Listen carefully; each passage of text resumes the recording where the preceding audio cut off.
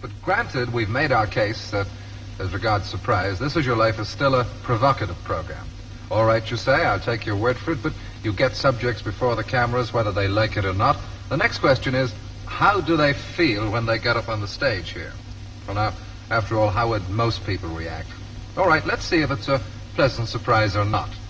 Few of our subjects were more surprised than Sir John Barbirolli. Let's ask him.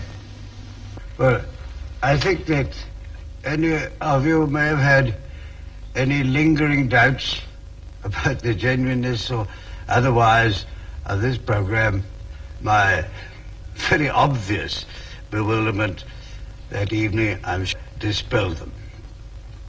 You know, when I was lured here on some pretext or other, I'd never seen or heard of this particular program. And even at the risk of perhaps disappointing some people, I must confess I found it very pleasurable after I got over the shock, and even very moving at times, to be confronted with wonderful old friends, from school chums to early, if high-ranking, sweethearts, can be quite something. And I was rather pleased with myself, too, that I never to recognize any of their voices.